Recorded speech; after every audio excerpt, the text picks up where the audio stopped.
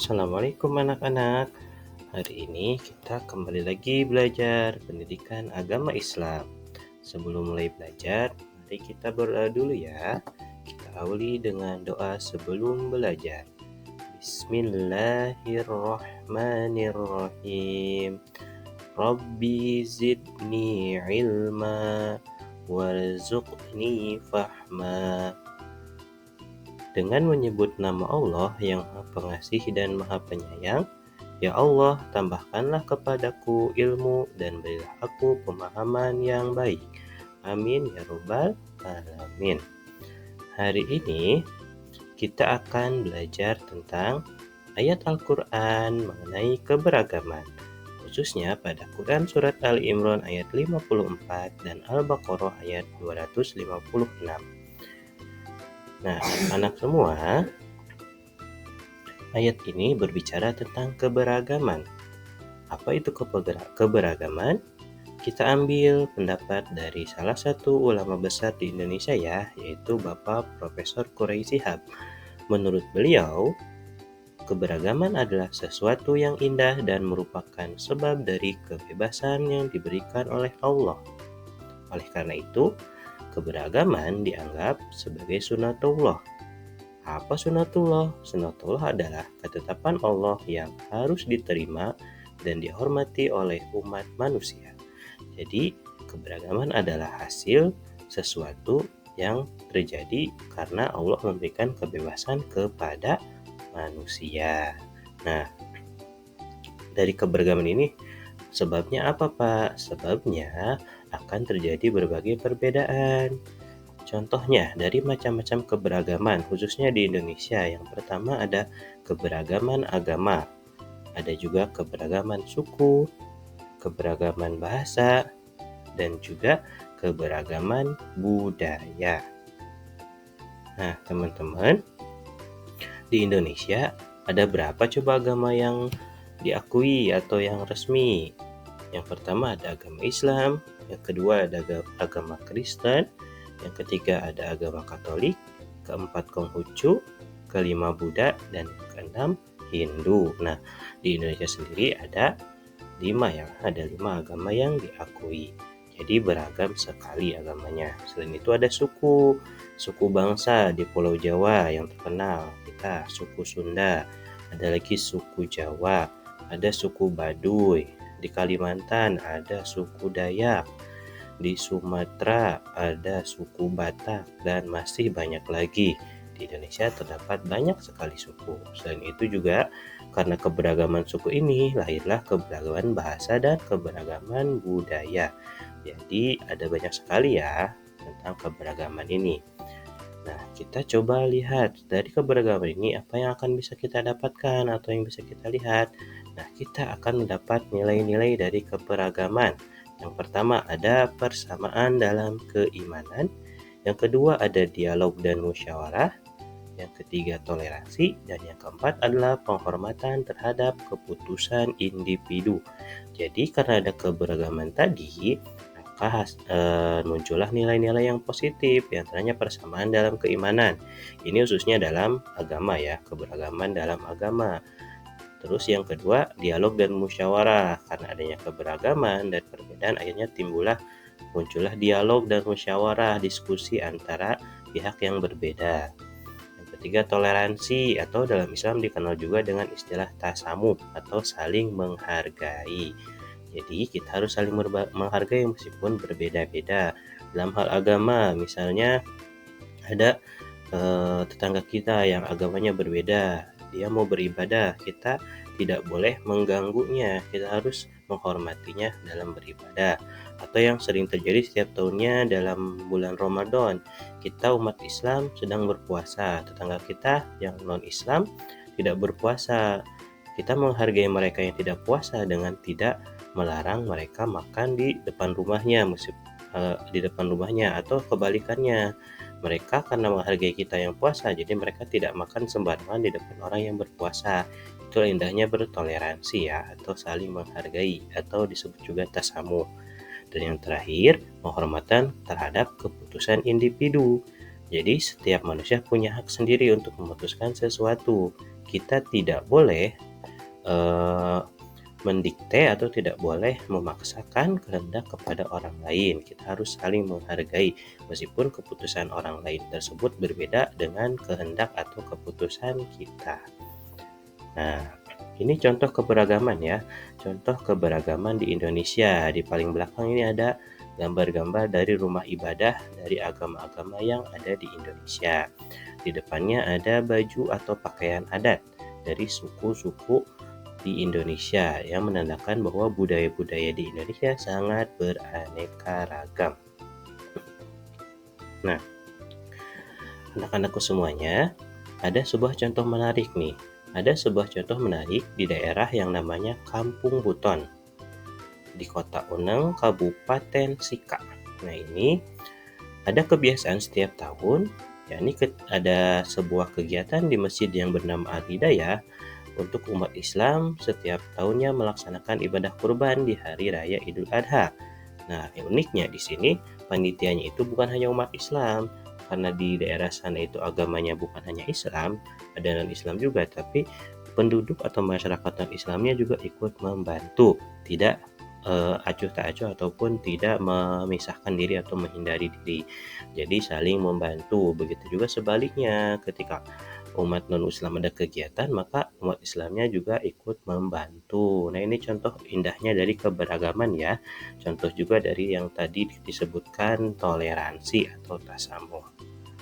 Nah, Pak, kalau kita berbicara tentang ayat Al-Quran tentang keberagaman, pasti ada ayatnya dong. Ada ayat tentang keberagaman. Yang pertama adalah Quran surat Ali Imran ayat 64.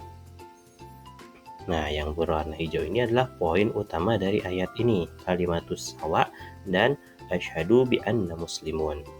Ayo coba dilihat, kalau anak-anakku mau nulis silahkan ya, kalau waktunya terlalu lama bisa di pause dulu videonya.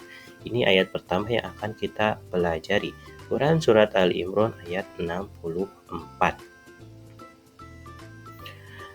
Kita coba baca bareng-bareng yuk, setelah ditulis kita baca ya. A'udzu billahi minasyaitonir rajim.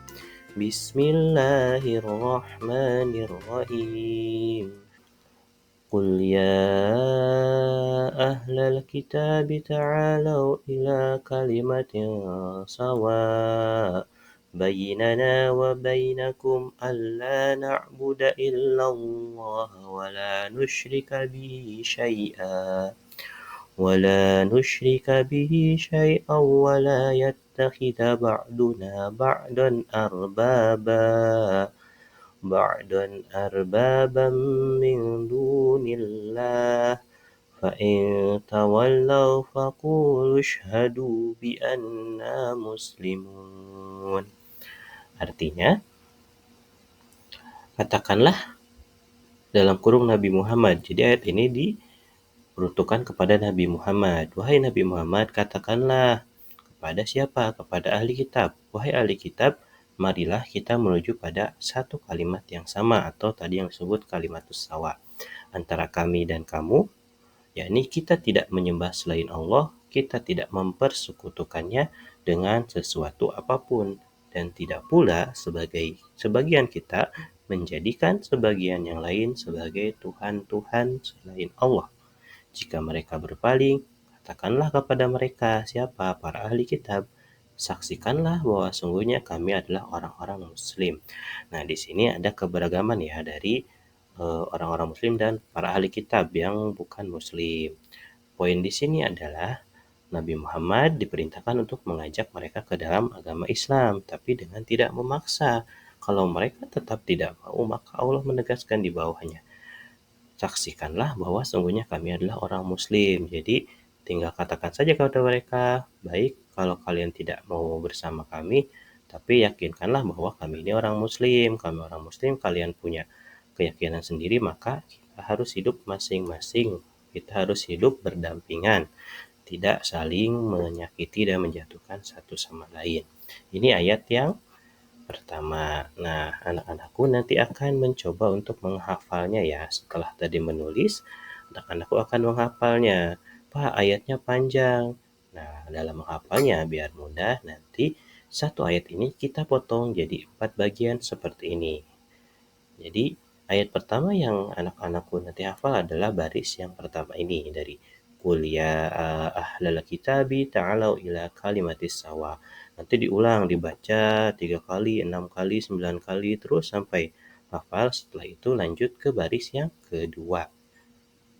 Setelah itu, setelah baris kedua hafal, anak-anakku baca dari baris 1 dan baris 2 digabung. Seperti itu terus sampai ke baris 4 biar lebih mudah menghafalnya. Silahkan boleh anak-anakku tulis juga nih yang ini baris 1 sampai 4-nya biar nanti mudah menghafalnya. Kalau videonya dianggap terlalu cepat, boleh di-pause dulu ya. Ini ayat yang pertama tentang keberagaman. Nah, tipsnya ya, tadi untuk menghafal dihafal per baris dahulu biar lebih mudah dan lebih ringan untuk menghafalnya. Setelah ayat yang pertama, nanti ada juga ayat yang kedua. Ayat yang kedua adalah Quran surat Al-Baqarah ayat 256. Ini lebih pendek ya. Coba kita baca bareng-bareng. A'udzu billahi minasy syaithanir rajim.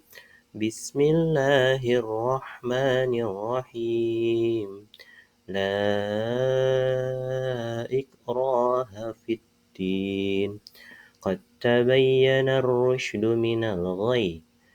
فمن يكفر بالطاغوت ويؤمن بالله فقد استمسك بالعروة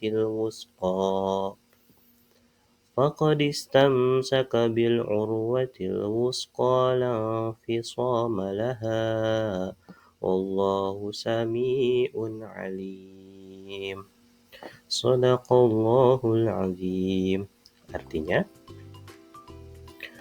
tidak ada paksaan dalam menganut agama Islam. Sungguh telah jelas jalan yang benar dan jalan yang sesat.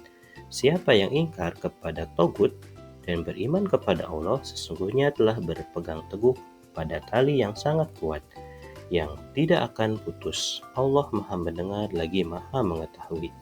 Nah, dalam ayat ini juga mempertegas lagi apa yang disampaikan di ayat yang tadi, Ali Imran ayat 64.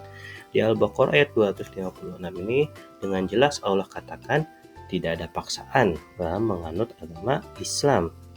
Tapi sudah jelas kalau orang yang menganut agama Islam itu termasuk jalan yang benar, bukan jalan yang tersesat.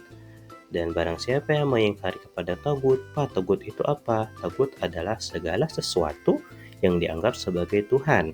Segala sesuatu yang mengakibatkan kemusyrikan, kesyirikan, menjadikan orang musyrik. Jadi kalau ada sesuatu yang disembah selain Allah, itu bisa disebut sebagai tagut, Tuhan buatan manusia. Nah, kalau ada orang yang ingkar terhadap tagut, terhadap Tuhan lain selain Allah, dan dia memilih beriman kepada Allah, maka sungguh dia telah berpegang pada tali yang sangat kuat. Maksudnya adalah agama Islam ini sendiri yang tidak akan putus. Nah, agama Islam ini sangat kuat dan tidak akan putus karena sudah berada di jalan yang benar. Di ujung seperti biasa Allah selalu menambahkan asmanya. Allah Maha Mendengar dan Maha Mengetahui. Allah Maha Mengetahui apa yang ada dalam hati manusia dan selalu mendengar apapun yang manusia ucapkan meskipun manusia itu sendiri sedang sendirian, tidak ada teman. Nah, di ayat ini juga sama ya, nanti anak-anakku semua boleh dihafalkan. Tipsnya sama. Ayat ini nanti kita bagi ke dalam 4 bagian. Yang pertama, dihafal dulu baris pertamanya dari La ikraha fiddin qad tabayyana rusydu minal ghayy. Terus diulang-ulang sampai dirasa sudah hafal sekali, dari segi tajwidnya sudah benar, makhraj hurufnya sudah benar, langsung dilanjut ke baris kedua dihafal. فَمَن يَكْفُرْ بِالطَّاغُوتِ وَيُؤْمِنْ بِاللَّهِ فَمَن يَكْفُرْ بِالطَّاغُوتِ وَيُؤْمِنْ بِاللَّهِ فَمَن يَكْفُرْ بِالطَّاغُوتِ وَيُؤْمِنْ بِاللَّهِ. Terus setelah selesai hafal, diulang dari baris pertama. La ikraha fiddin qad tabayyana ar-rusydu minal ghayy faman yakfur yakfur bittaghuti wa yu'min billah, terus sampai ke baris keempat. Jadi ini untuk mempermudah ya. Silahkan boleh ditulis juga yang ini untuk bahan menghafal. Kalau videonya terlalu cepat, boleh di-pause terlebih dahulu. Nah, ini ya mungkin untuk pertemuan kali ini saja yang bisa Bapak sampaikan terkait ayat Al-Quran mengenai keberagaman, yaitu Quran Surat Ali Imran ayat 64 dan Al-Baqarah ayat 256. Terima kasih atas perhatiannya, tetap semangat belajarnya ya. Jangan pernah kendor. Meskipun tugasnya ada yang menghafal, ada yang menulis, yang dirasa sulit, tapi itulah yang namanya proses belajar. Jangan sampai kalian mau bermalas-malasan di saat muda, di saat kecil, mengakibatkan nanti kalian akan menikmati kebodohan di masa dewasa kalian. Jadi manfaatkanlah waktu muda kalian sebaik mungkin, mumpung kalian masih energik, kalian masih kuat, masih sehat fisik maupun mentalnya. Terima kasih yang sudah menyaksikan. Mohon maaf apabila banyak kesalahan. Yang benar datangnya dari Allah, yang salah datangnya dari Pak Yopi pribadi. Atas perhatiannya diucapkan lagi terima kasih. Wassalamualaikum warahmatullahi wabarakatuh.